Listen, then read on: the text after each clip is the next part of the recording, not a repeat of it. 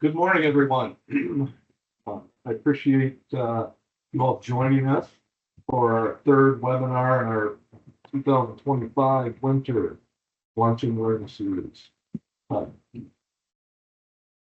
Excited to announce that we're also in our final stages of the next round of Lunch and Learn series, and it's going to start on Wednesday, March 5th at 11:30, and it's going to be presented by Constellation Energy and discussing the league's very own electricity procurement program.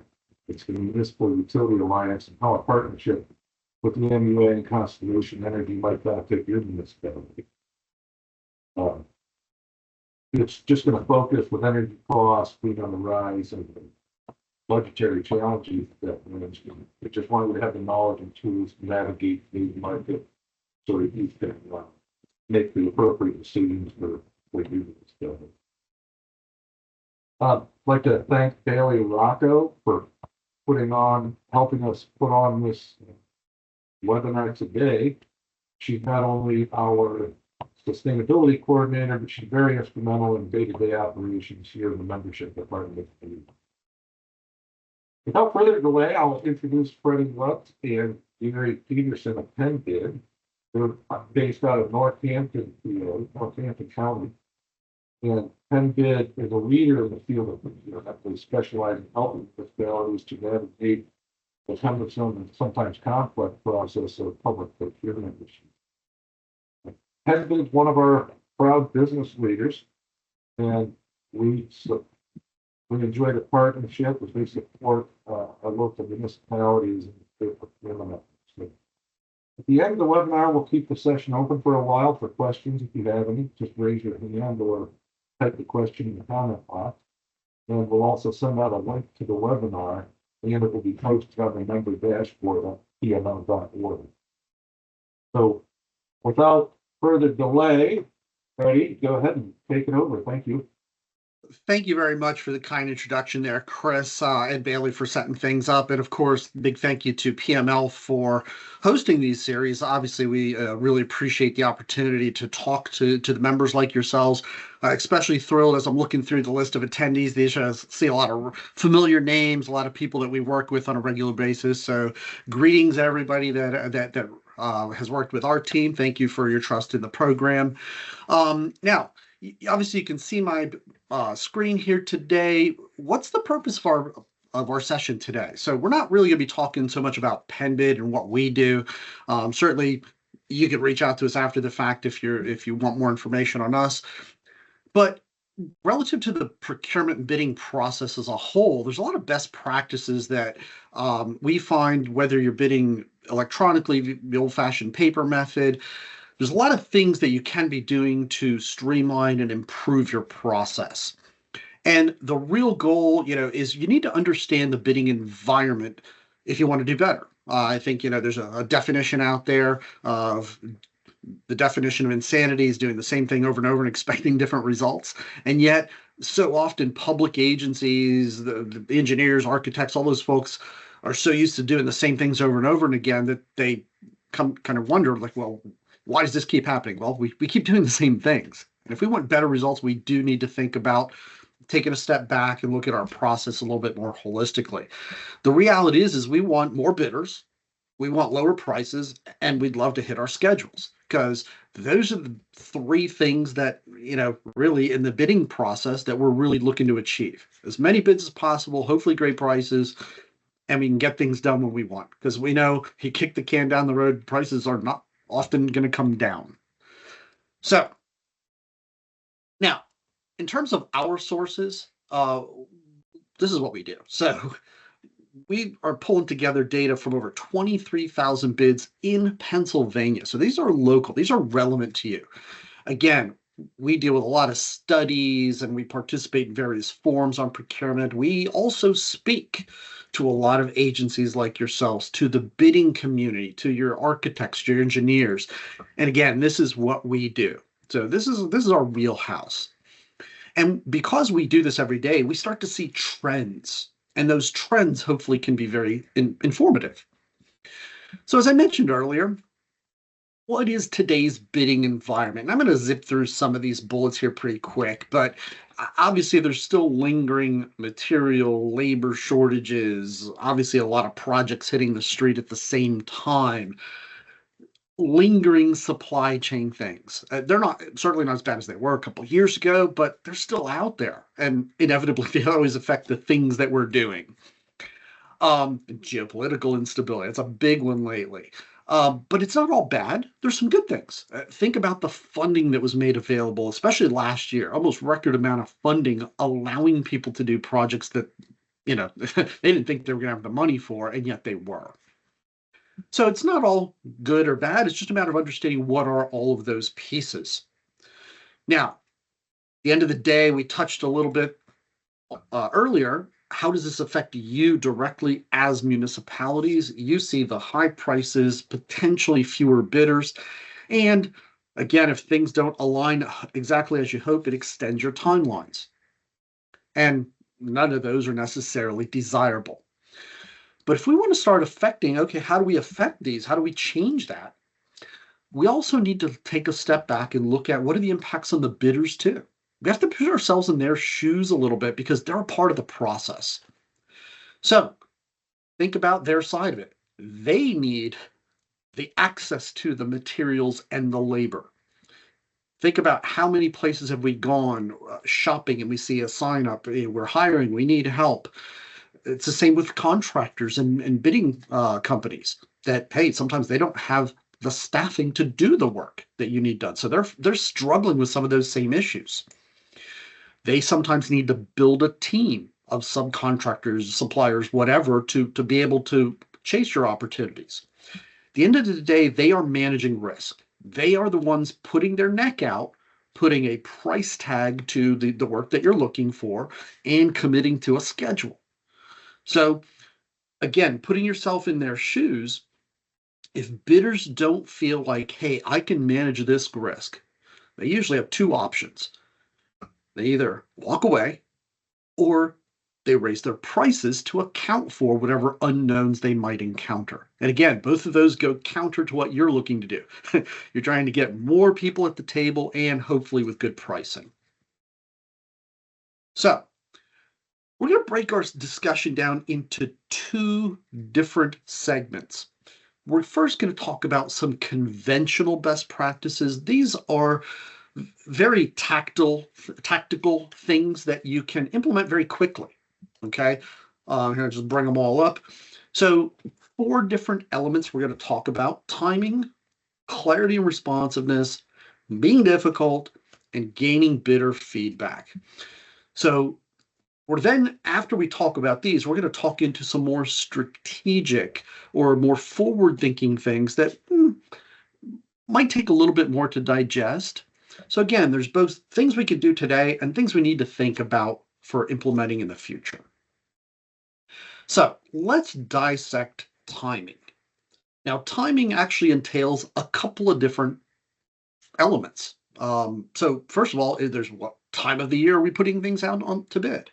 Now is actually a great time to be having your early spring construction projects. In fact, I know a lot of people actually start doing that the end of fall and the beginning of winter so that, hey, they get their bids out there, they get all the paperwork wrapped up. So as soon as the weather breaks, everything's ready to go. Notice to proceed are issued, all the paperwork's been sorted out, contracts executed. We're just really moving, waiting for weather. That's a good place to be. But you also need to be aware of, hey, if you're doing it, are your neighbors doing it? And think about it geographically. You are likely competing for similar bidders, maybe the same bidders for those types of services. So I'll use roads as an example. There's probably a specific number of companies within your regions that do paving. And if you're doing paving, chances are every municipality adjoining you is doing paving as well. And you need to be aware of the timing of, hey, are we putting our projects out at the same time they are? Maybe there's a little bit of a delay to allow for, hey, the bidders can focus on mine, then focus on theirs. I've seen instances where municipalities pull up together and say, hey, you know what, we're both putting these out. Let's maybe put our paving projects together, bid them out jointly. makes a slightly more attractive project for the bidders, but then removes some of the competing components to it. So again, just some thoughts, ideas out there. Now, another aspect of timing that is often overlooked. Most municipalities say, hey, when we advertise our projects, they'll look at the bare minimums. Oh, we have to have things advertised at least 10 days prior. That's very common for most municipalities. Now, 10 days might be okay in some instances, but when you do the bare minimum, you get what you put into it. So you need to really think about the size and complexity of your projects. And often you need to think about, should this be out there a little bit longer? Again, put yourself in the bidder's shoes. If I'm chasing multiple projects in various areas, and I've talked to a lot of bidders who are routinely chasing 10, 20, 30 projects at a time. So yeah, yours are important because you're managing them, but the bidders are managing a whole bunch of them. They need time to look through your documents, to understand, asking questions. And if they feel pressured, like, ooh, I just don't have enough time to digest this and fully understand what they're asking of me, I'm going to go back to what I said earlier. I got two options. I can jack my prices or walk away. So giving bidders more time can help. And it's an easy one because that's something you can actually control.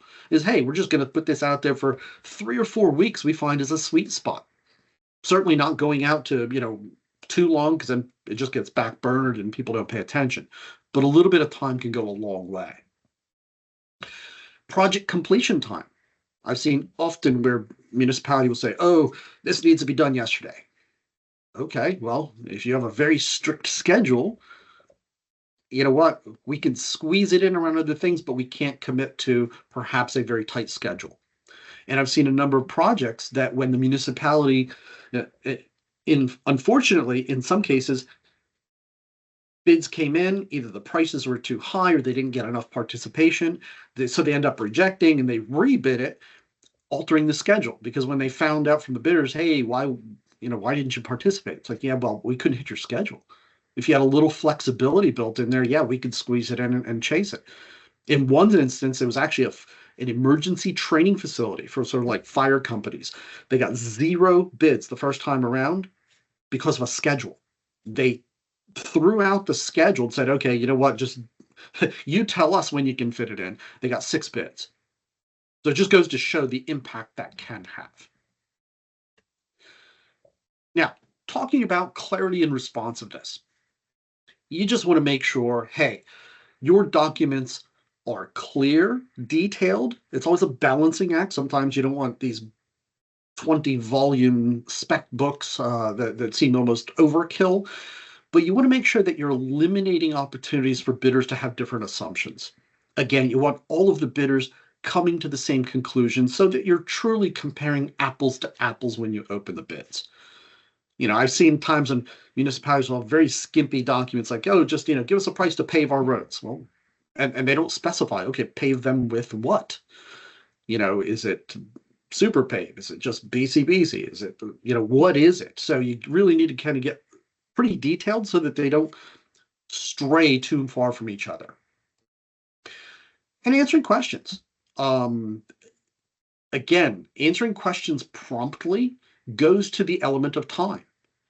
If the bidders have questions, which they often will, that's perfectly fine. There's nothing wrong. Actually, it's a good thing. It shows they're paying attention. They're looking at your projects and are perhaps discovering things. Maybe it's just an oversight. They missed where it was, but sometimes they bring to your attention things that you're like, you know what? That's a great question.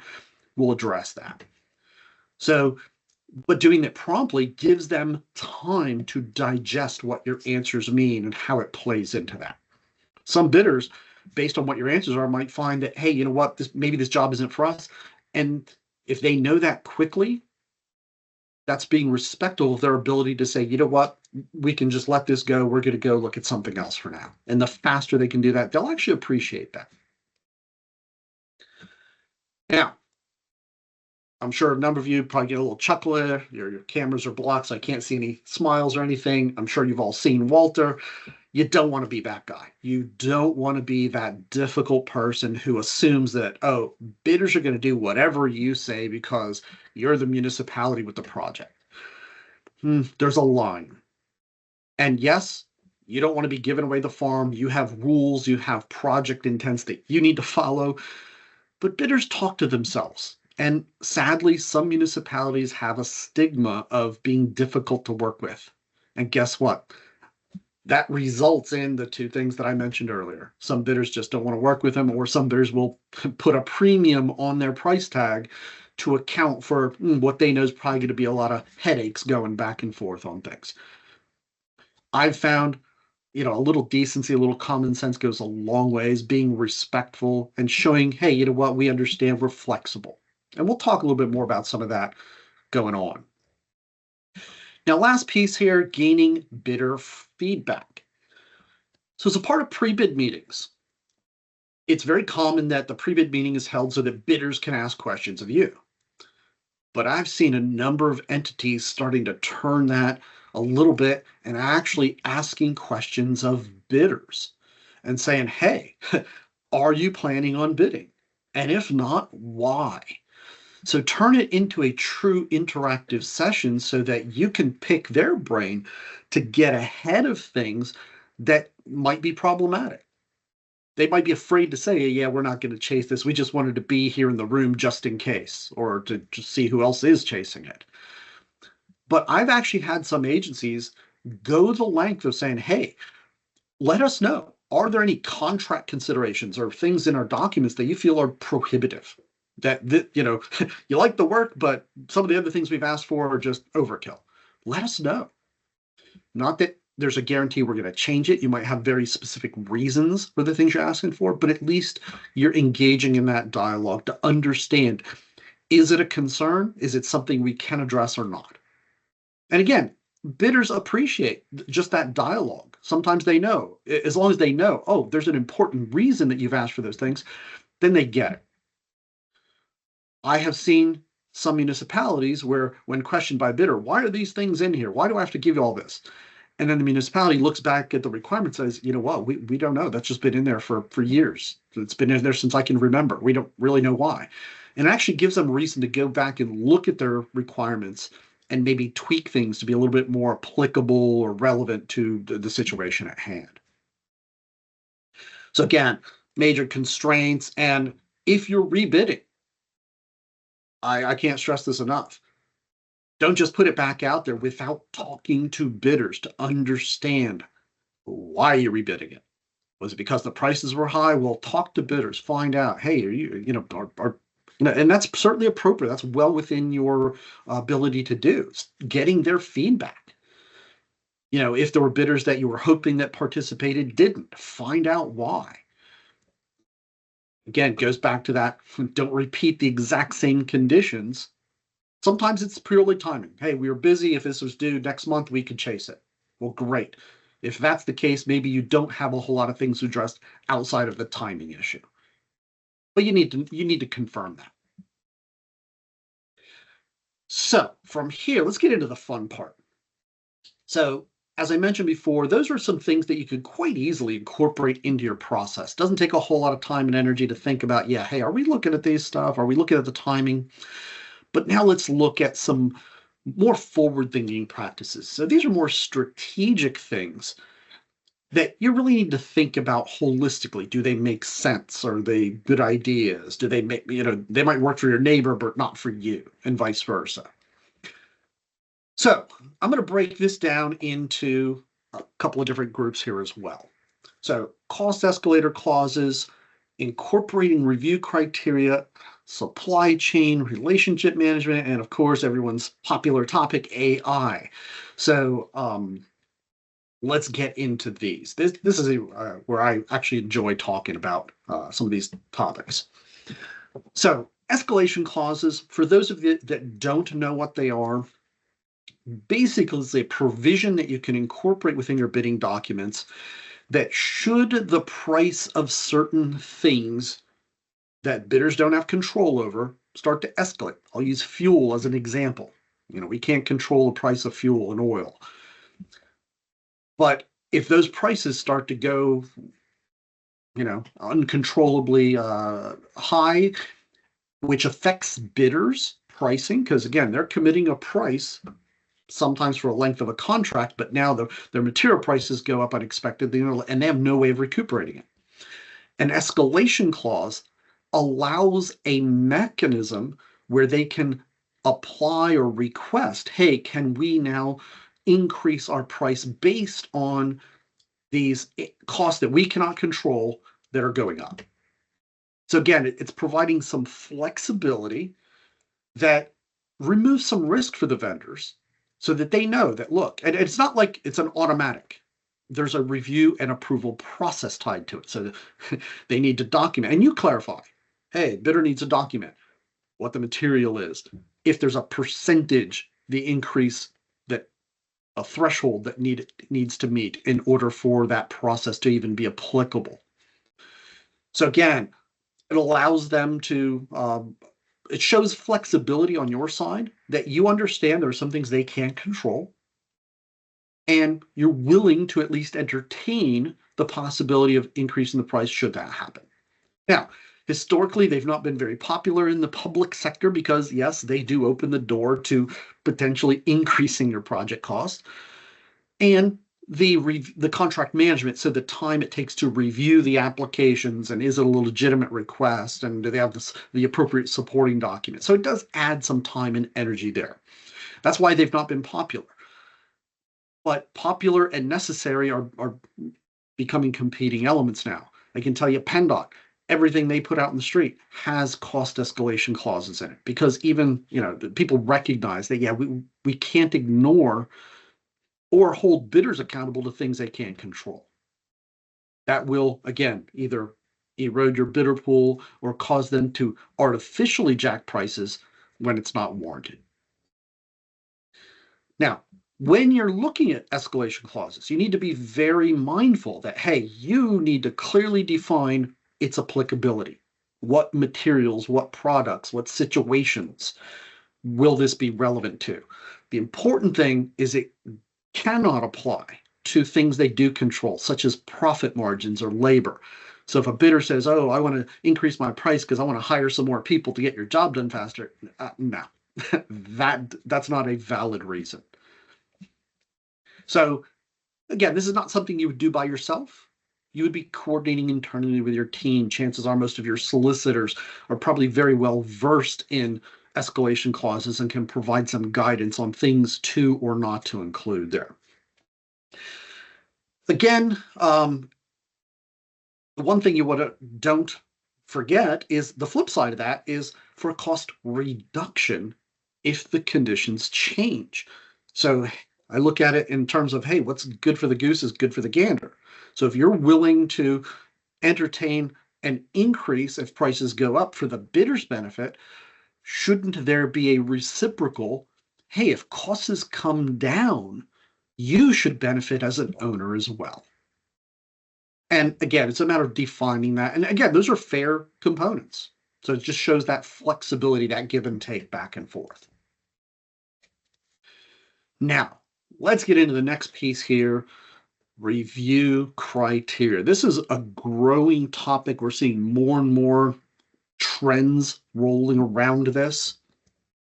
And it's all rooted around the fact that as public agencies, you are not awarding contracts just on a low price, but around a lowest responsible bidder. And there's a big difference there at times, because I'm sure plenty of you out there have had instances where you got a great low price, but you look at the documents or the supporting information from that bidder, their qualifications, their experience, all that stuff. You're like, ooh, we can't have them working with us. But there's a couple things you need to think of when it comes to that. That's important to have in there, because you should be identifying in your bidding documents, hey, what is the process that you're going to be using to evaluate their bids? Clearly, price is a piece of it. It's a pretty important piece at times, but it's not the only piece. And you define, hey, what are the considerations that we are going to be using to constitute responsible or responsive, or whatever the terminology is you like to use there? I will tell you, this is a topic I've worked with a lot of solicitors on, and there is overwhelming consensus that you have a lot of latitude to define. Okay, what are those things? What are the qualifications? What's the experience? What are the resumes? What are the things that we need to evaluate? Do you tick all of the boxes? Now, when it's the ideal situation where, hey, it's a low bidder and they're perfectly capable of doing the work and there's no red flags throwing up, it's easy. This is actually more important for the converse situation where, hey, we have a bidder as a super low price. Have they overlooked something? Maybe they're playing games and trying to change order the death out of you later on. Do you have enough information to evaluate and potentially disqualify that bidder or bypass them and move to a second lowest bidder because they actually tick all the boxes? But you need to be prepared to defend that decision making. You know as well as I do, if a bidder feels like, oh, I gave them a great price, I got this work, but then you say, no, you're not getting that work, it's probably going to take them 10 seconds to have their attorney calling you up and your solicitor, and it just turns into this big back and forth. And you need to be prepared for that.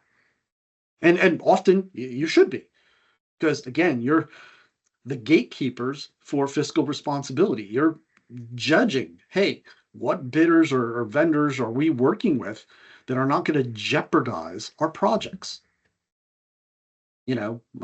Financial stability. There's all kinds of things to look at. In fact, I've seen where there's two different sets or approaches of things that you want to probably include as a part of your review criteria.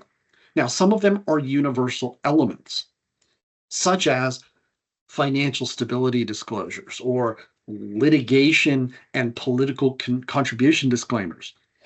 Hey, as a part of submitting the bid, bidder must provide, a listing of any litigation with public agencies in the past 5 years. Hey, that's great information to have. Not to say that just because they've been in a lawsuit with a municipality is necessarily grounds for disqualification, but you want to know about it and investigate it further. Think about it. The reality is sometimes municipalities are the difficult ones and the bidders were doing exactly what they should have been, but then it still goes to litigation. So it's not always a red flag. But again, you want to be able to have access to that information to render an intelligent decision, a rounded decision. Political contribution, financial stability is a big one. Are you potentially entering in a contract who's on shaky ground that, hey, they could go belly up any minute, and then you're stuck? Okay, yeah, you might have performance bonds and maintenance bonds, but honestly, if anybody's gone through that before, it's a pain in the butt. Pulling bonds, bringing in another contractor to finish the work. That's a situation that if you can avoid upfront, you really want to. So those are standard things that could apply to any work you're doing. Maybe whether it's professional services, commodities, construction, doesn't really matter. But then you get into project-specific considerations.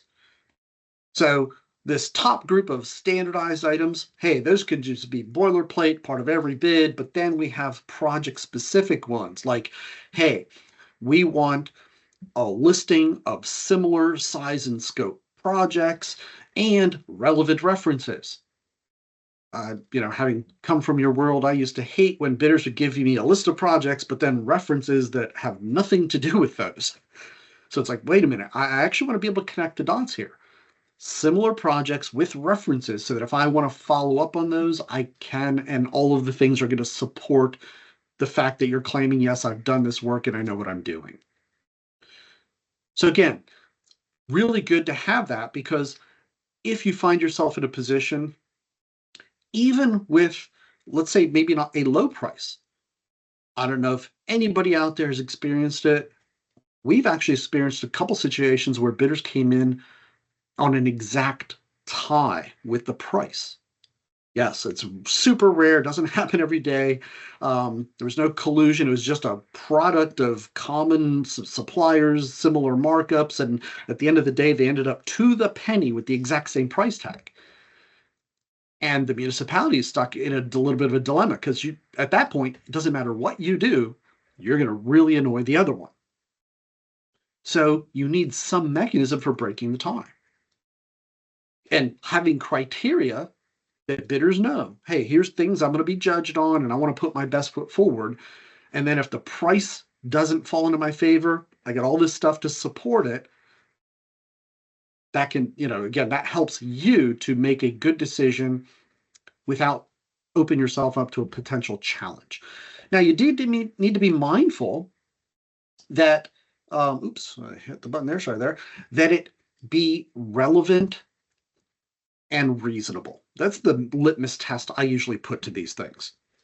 So if you're asking for, hey, I'm paving roads and I want references and projects for all projects you've ever done. I don't care what it is. I don't care if it's electrical work or whatever. Well, how is that relevant? If we're submitting for a road project, then I'm going to provide you references for roads. And they also need to be reasonable. Hey, I want at least 3 references. That's great. I want 300 references. Well, okay, that's a bit excessive. Is that really reasonable? So you almost need to think about these components from the perspective, play the what if happens games of what if I get challenged, and what if I'm sitting in front of a judge or in a court being questioned about, well, why did you ask for that? That seems irrelevant or unreasonable. Are you comfortable defending it? And again, oftentimes you are. I think it's just important to go through that exercise to make sure, hey, you're asking the bidders for the right information. Now, let's jump over to another one here. Supply chain relationships. Now, this is relevant to you guys. I know, especially with some of the cities where you have in-house engineering teams and stuff like that. So you have a slightly deeper team, but this is very applicable to the designers and the architects and engineers who are often working with you guys on projects. And what this is, it's the chain all the way from the manufacturer of a product to the supplier, to the installer, to the people who design it. Are there any gaps in that chain? And can we identify them as early as possible? Now, chances are most of your engineers and architects are in regular communication with suppliers, manufacturers, just getting a feel for, hey, what's available? What isn't available? So the last thing you want is, again, a designer who just automatically incorporates products or materials that they're just used to, and maybe those products and materials are no longer available. So, what are alternates or substitutions that meet what I'm looking for that, hey, we can include those. I've seen a number of entities start to include, hey, here's our preferred, but here's a couple of alternates that also meet our needs. What does that do? It starts baking into your process options. So yep, hey, we'd love to get these, but if they're not available, that's okay. We don't have to go back out to bid. We've already got the information or numbers for our alternates or our substitutions. Are there delivery issues? Oh, yes, we can get those, but the lead time is 6 months from now. I actually had an agency recently where they found, unfortunately, the lead time for an emergency generator was 9 months. So they really had to do some scrambling and thinking about, do we need to think about maybe an alternate item that's more readily available? Or are we okay risking, a pretty long period of time before these things even become available? Now, the other thing I've seen doing is for projects that might require a shutdown. I'll use a bridge as an example, where we have to close a road to replace a bridge. Politically, that's not popular because your residents, your constituents now have traffic detours. Sometimes they're not very convenient detours. And I've seen a number of agencies starting to incorporate things that, hey, everything you need to finish the project has to be delivered and available before you can shut down a bridge, a road, or whatever it is. So that way, hey, we can minimize the detour time. That's a win for our residents. And sometimes there might be a price tag for that. But again, having that comprehensive data set gives you the choices and the options. Like, hey, you know what? We can get all this stuff delivered and everything's here. Might cost a little bit more, but it dramatically accelerates how quickly the work will get done with minimal impacts. So again, you need to really think about, back to my earlier statement, relevant and reasonable. All that factors into this as well. Now, last one here, incorporating AI.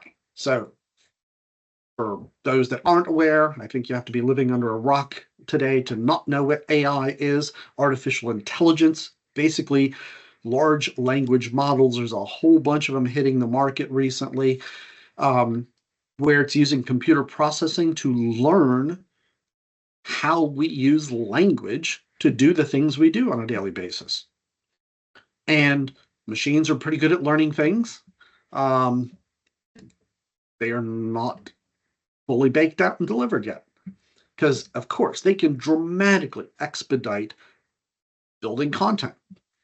I have a number of municipalities who are exploring how can we use AI to our advantage. I had a municipality, hey, they were putting out a bid to digitize all of their police records. They've never done it before. They've never really had to. None of their neighbors. So they're like, hey, you know what? I'm going to see if AI can help build me a bid package to do that. And it took them about 10 minutes. Great. That's super fast. But it is a tool. It is not a replacement for your process. And it is absolutely critical that you review, what is it spitting out?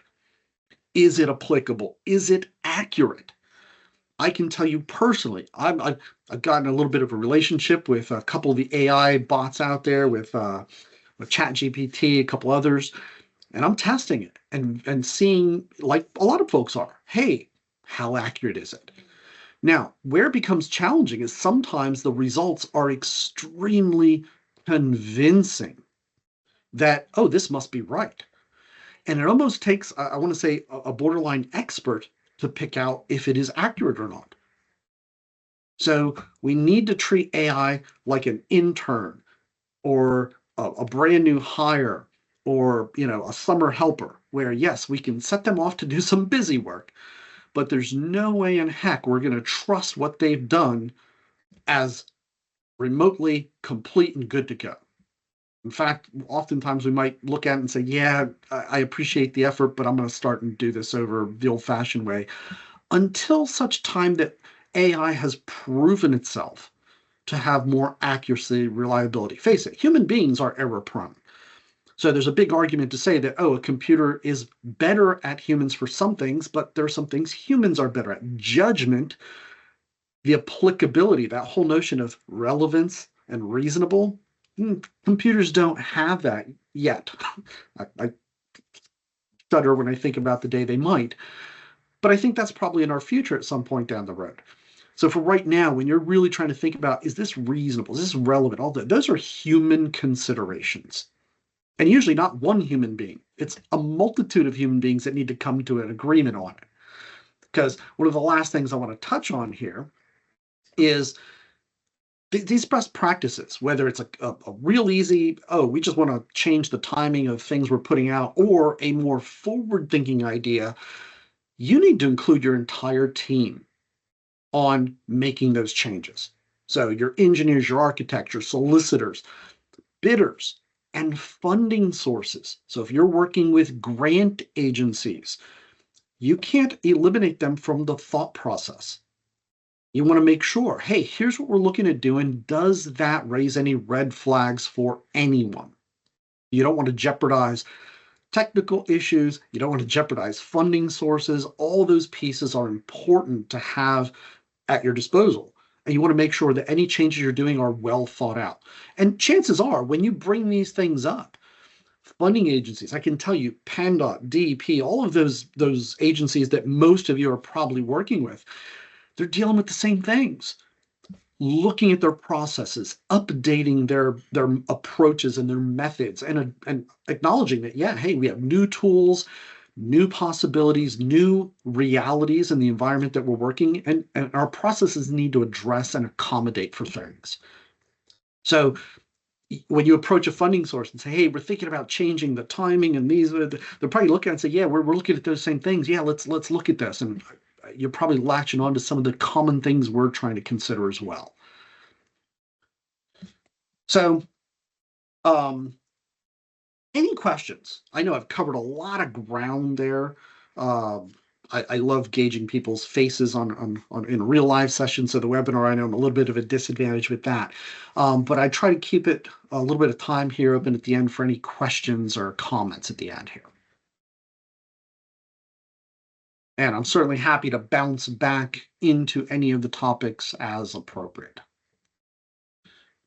Bailey, I think you were monitoring the chat and question feature. Were you seeing anything so far? I don't see anything yet. Okay. Freddie, this is Chris. Yes, sir. Yes, sir. Obviously, you provide a service as well, but you've mentioned to me in the past that you also like to be a resource to kind of help the municipals along with a question or so on. So I want those in attendance to know that, you're happy to answer a question. And I don't know if you want to give just a quick overview of what PennBid does, just so that our guests are familiar. Oh, most certainly. And thank you for the opportunity there. So PennBid is an e-procurement platform. Hosting agencies or municipalities like yourselves can use PennBid to manage their entire bidding process electronically. So again, we're just another one of those modern tools that helps people work smarter, not just harder.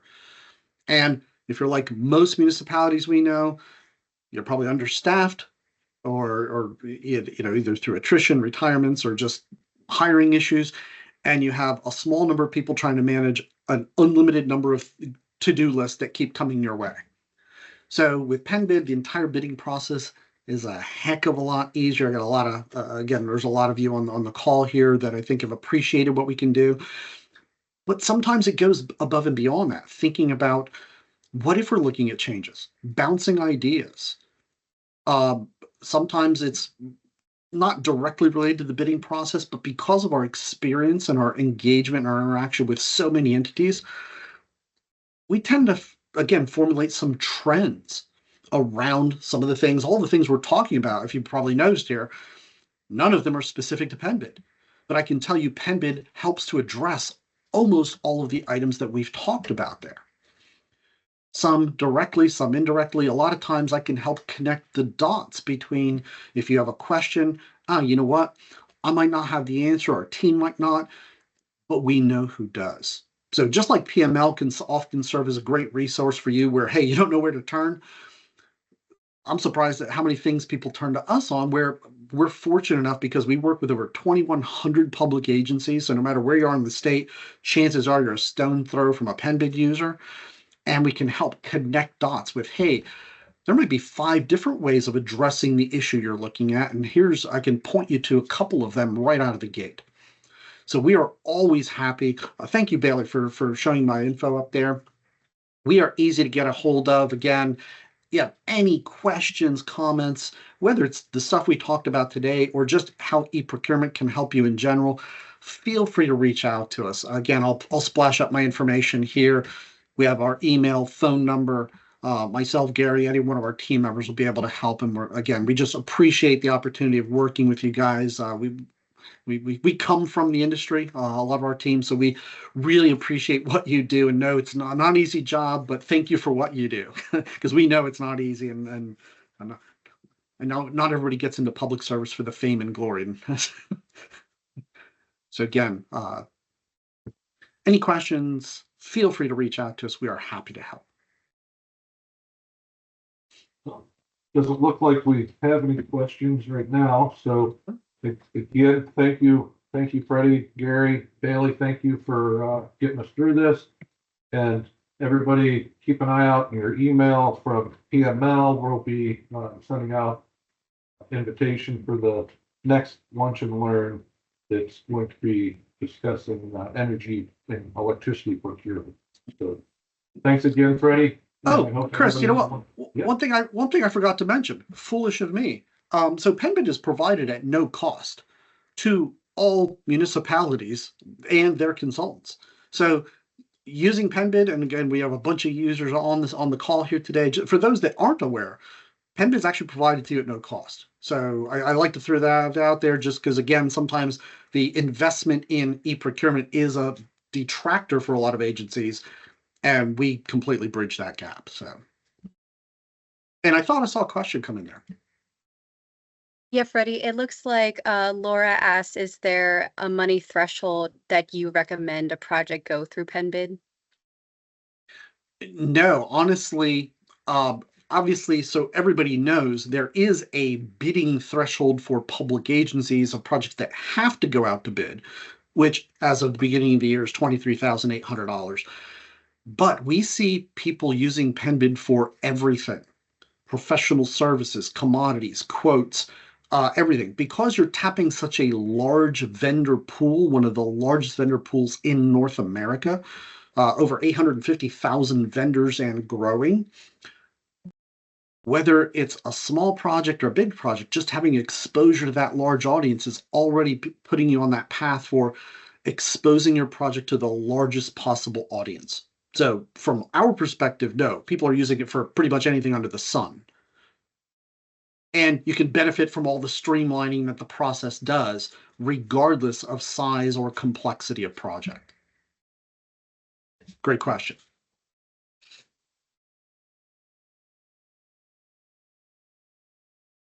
Okay. Anything else? Gary, did I forget anything? You are on the call here. You've been pretty quiet the whole time.